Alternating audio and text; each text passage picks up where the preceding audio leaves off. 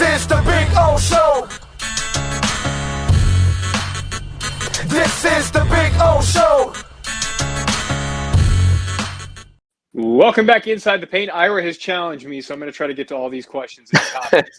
C. Dull asks, future of Gabe Vincent with this team. We're talking about guys who could potentially be used in trades, what their future is. How do you feel like in the organization they view Vincent and his future here? I think he's one of a bunch of guys who are more valuable to the Heat than any other team at a trading deadline because he's become a system player, because he has altered his game completely to fit the Heat's needs. So I think if another team looks at him, they might have to change who he is.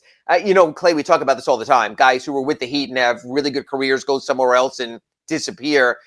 I'm not denigrating Gabe because of that, but I think Gabe Vincent will never be a better player than he will be for the Miami Heat. So I think he's one of those guys, you keep him because he provides more value to you than he probably will have to another team. He has completely changed from a shooting guard who handles to a handler who shoots. Clarence says this, and I think we're all on the same page with this, that you always look to get better. Like there's nobody who's off the table in any potential deals. It's just more looking at guys that, when you say they're not going to trade Jimmy Butler, Bam Adebayo, or Kyle Lowry, that's because it's hard to envision a deal that works. But again, if the Lakers call tomorrow and say, we're going to offer you LeBron James straight up for, Kyle Lowry, you're going to make that trade. So yeah, I think we're all maybe not, but here's the deal. There's two major trading periods, and we'll get into this in our Inside the Paint show in the offseason also. It's a lot easier, Clay, to do that level of a deal in the offseason when you have time to recalibrate. The Miami Heat are 55 games into an 82-game regular season. So if you were to make the blockbuster and you were to blow it up, there's not a lot of time to really change the way your team plays. Eric Spoelstra's team plays a specific way with a specific style, with a specific playbook. So yes, you might trade great for great. Do that in June. Do that in July, like they did with Kyle Lowry in August. And you have time to change who you are and how you play. It's hard to do that. The only blockbusters you get at midseason are teams that are going nowhere. So it doesn't matter that Sacramento has to change to a Sabonis style. They're not going anywhere anyway. It doesn't matter that Indiana has to change to a style with Tyrese Halliburton. They're not going anywhere. Even the Pelicans with CJ McCollum, they blew it up because there was nothing not to blow up. Until Zion comes back, they're not the team they're going to be. And Portland, the other team with a major trade, they're clearly tanking and going in the crapper anyway, so they can make their trade with the Clippers and make their trade with New Orleans. There's no pain there. If the Heat or the Bucks or the Sixers or even the Nets do something that dramatic, like we talked about the Simmons-Harden trade, that's going to dramatically change who those teams are. That's going to change Kyrie Irving's role with the Nets. That's going to change Joel Embiid's role amid this MVP-type role that he has right now with the Sixers. That's dangerous. You better have a damn good coach. You better have a damn good amount of practice time ahead of time to change the actual makeup and playing style of your team. That's why so much of this is so much easier in the offseason. And one more thing here for this reason. During the regular season, your roster is capped at 15 players on standard contract. During the offseason, you can carry as many as 20. So you can make a 4-for-1 or 5-for-1 trade because you have the spots to take them into. If the Heat were to bring in 3 players for 1, not that they're going to, they would also have to cut 2 players. Forget about the tax, just to fit them in the 15. It's much easier to make your dramatic move when you know where the draft choices are going to fall and you know that you have the extra roster spots to play with. You're making great points, but I know at this point you're just filibustering, so I can't get to all these questions. Yeah, I'm sorry. You can ultimately be right. But your point about throwing off the entire team, it gets back to David's question earlier on about you don't want to ruin the chemistry of a team, but also just having the sheer number of bodies. Dennis asks this. We got to this last week, but I'll bring it up again. He said, "What if Toronto buys out Goran Dragic and he comes to Miami?" Bottom line, there's a rule that says that can't happen. It can't happen, but they can trade him. Toronto was talking about trading Goran Dragic and draft capital for one more player because Nick Nurse never plays his bench. Let's say they were to make a move for the Knicks. It's been floated out there. I think John Hollinger at The Athletic mentioned it. The Raptors would trade Goran to the Knicks. The Knicks would send Evan Fournier and his underproductive contract to Toronto.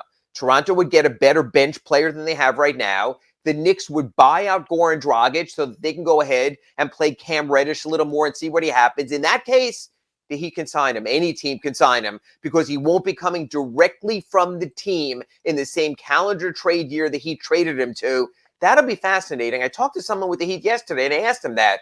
would the Heat bring back Goran? And he was sort of like, Gabe Vincent settled in that role. Kyle Lowry's the starter. But it's the Heat. They always bring guys back. So, yeah, I think the Heat would be very much open to that. They'll let the rotation work its way out. And I think Goran might be open to it unless he'd prefer to go to Dallas and play alongside Luka Doncic. They won a Euro Cup together with Slovenia. Maybe that's his goal. So Goran could come free. We will see tomorrow. When you see folks Goran traded tomorrow, which I think is a very good chance, see if the team he's traded to is going to buy him out. If he is, again, as long as you are waived by March 1st, you could sign with a new team until the final day of the season and still be playoff eligible. Think of two things tomorrow, folks. The trade deadline at 3, but the March 1 buyout deadline as well. The March 1 deadline can be more impactful even for the Heat than maybe the trading deadline. Yeah, I'd love to see him end up in Dallas. I'd like to see him and Luka together down there. There's obviously that relationship there, so that'd be fun to watch. Two Extreme says, Clay and Ira, only if Oladipo doesn't pan out for us will we need to make a trade. Other than that, this Heat team really does this team really need to make a trade? Getting back to your point about Oladipo that you made earlier on, it's the unfortunate thing is we haven't gotten a chance to see him yet before the trade deadline. But people in the Heat front office have. So I don't know that him not panning out is going to factor into this trade deadline because they have more information than we do at this point. And then when you're getting into the offseason, his contract's going to be up anyway. So unless you're talking about like a sign and trade thing, which I don't know if that's even. I think it's as much as anything, Clay, it's the medicals. It's Harlan Selznick and the Heat orthopedic staff. What do they know for this reason? Clay, think about how disheartening this would be. Vic comes back, plays 10 games. He looks like Indiana Pacers Victor Oladipo. You and I are just saying, Big O, we're doing the Victor Oladipo hour. Sell another sponsor. We're going to be on for that as well. And then in the 11th game, he has that misstep like he did with the dunk last season, and he's not there. So all of a sudden, this joy of what you have goes away. So really, I think the medicals on Vic, can they trust that quad? Can they trust that knee? That comes into play as much as anything else with his actual play on the court when he does return, because you can't bring someone in, change your entire rotation, and then 3 days before the start of the playoffs, you find out Victor Oladipo has soreness and will be out indefinitely. This is as much with the medicals and the orthopedist as it is with the actual rotation role. Pablo makes a really good point. He said, and we appreciate this, that the national guys don't talk enough Heat, and so he's really appreciative of us. And he asked about Oladipo coming back. And really the bottom line here is nobody knows for sure. There's been a clear ramp up. He's been doing more stuff. And the thing that Ira mentioned last week, if you weren't here, was the interesting thing with one of his workouts last week was everybody was there. And it's usually a workout that you're not going to have a lot of people watching. But again, Ira, correct me if I'm wrong on this, but at this point, there isn't a firm update. We're just kind of waiting for that magical day when Spoke comes out. No, there isn't. And someone I spoke to about those workouts said, if you notice, he's still avoiding a little bit of the contact on the pick and roll. So, Clay, as you know about this, covering so many athletes over the years, will the mental factor be part of it also? The Heat fight through screens. The Heat play a physical style. Can Victor Oladipo be that, or is he always going to be a little trepidatious and maybe not be as fiercely Heat-like because of the concern about the knee? You don't know until you know. You don't know out there until you take real severe contact. As a matter of fact, almost like a boxer. You don't know until he gets knocked down how he's going to get back up. Let's see. Dennis brings up, he says, look, Milwaukee's a team that you look at as a team that's going to make a move to get better. And I'll say this. I don't think the Heat would be blindsided by any team making a move to get better. I think the Heat are always focusing on getting better regardless. I also don't think that there's any team that can make a move out there that would scare the Heat into doing something drastic. I don't know if that makes any sense, but I don't think. That's what I said earlier in the show, that they're comfortable. They're in first place. Come chase us. We're the chasee instead of the chaser. The dynamic has changed there a little bit. So there's no desperation for the Heat. But they, like I said, the last two trading deadlines between Jay Crowder and Andre Iguodala and Trevor Ariza and Nemanja Bjelica, they've made moves that might have helped, might not have helped, but they've at least gone out there and tried. If they have the little pieces, I think they'll do something if they can get something done. Cidola, Devin Vassell, RJ Hampton, Trevor Ariza. Any of those names stimulate The your Ariza thing fancy? was a flop. Milwaukee destroyed them when Ariza was playing power forward on the boards. A young, unproven player, they don't need that. They've got enough of their own. They're developing Gabe Vincent and Max Strus on those nice contracts, Omar Yurtsevin. So, you know what? I would be shocked, Clay, if the Heat pick up a developmental player. That ship has sailed. This team is win now. Whoever they pick up tomorrow will be a player like a Bielitsa or an Ariza who they'll say, hey, this guy is a veteran and could help us. He might not.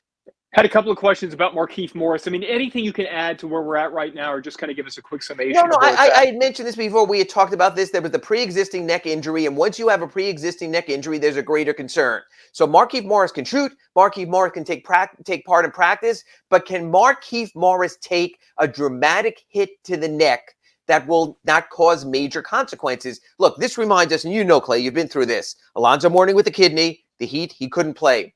Chris Bosh fighting tooth and nail with his blood clots, and the Heat saying, we're not taking that chance. They could be there again with that, and that's the question.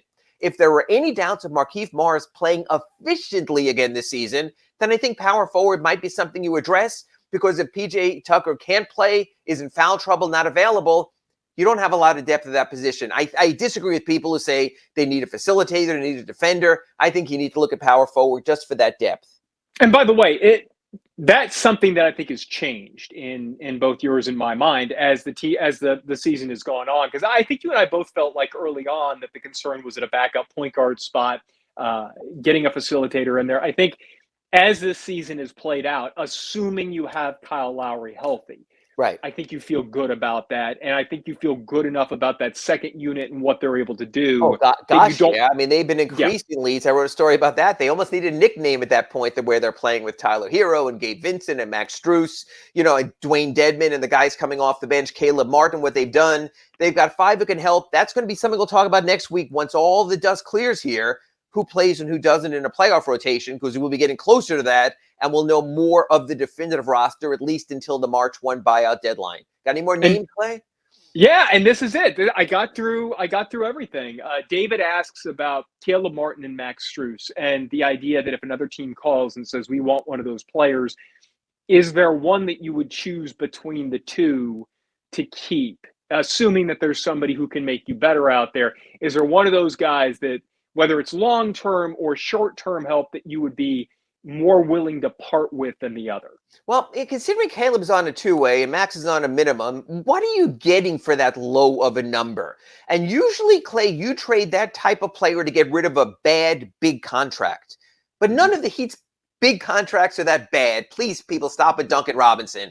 He's been fine. He was 4 of 9 on threes the other day. So look at some of the other bad contracts in the league and get back to us. Yeah, right? So there's not a contract with the Heat saying, hey, this is our +1. There are a bunch of teams who want a +1, a bad contract. We'll give you this player, but you've got to take this slop from us also. Hell, the Knicks with Julius Randle, I don't know. He hasn't even started his extension, and he's on the downside. The Heat don't have that, so the Heat don't have to lop someone off. And again, Clay, when you talk about the Heat's cap situation going forward, that you're either going to extend Tyler Hero or maybe give a new big bird contract to Victor Oladipo, you want to keep those low contracts. You want to keep Martin manageable number. You want to keep Max Strus manageable number. You may want to keep Omar Yurtsevin manageable number. Those are good things to have. You don't want to have all big contracts. So I think they'd have to be blown away. And I don't see how for a minimum contract you get blown away.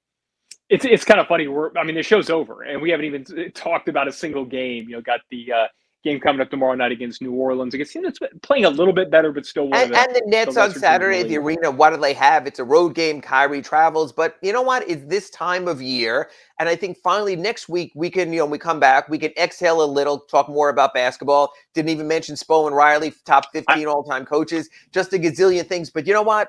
This is the fun part. These are the juicy bits. So while someone might be sitting there tomorrow and talking to the new Dolphins head coach, we'll be right here, sunsentinel.com, Ira Heatbeat on Twitter, following that trade deadline until 3 p.m. It's going to be an interesting day, Clay. And all you have to do is look back to yesterday. And, man, the fact that you have 2 coaches on the top 15 list, I think Boston had 3, if I'm not mistaken, if you include Doc Rivers as a Celtic. So it's kind of amazing. And you got to kind of take a step back and be thankful as a Heat fan about about what you've had down here and what you have for years to come. All right, guys, we're thankful for you. Thank you so much for driving this show. The Big O is up next as the Big O show rolls on. A lot more NBA talk, but also a lot of Dolphins talk coming up next right here.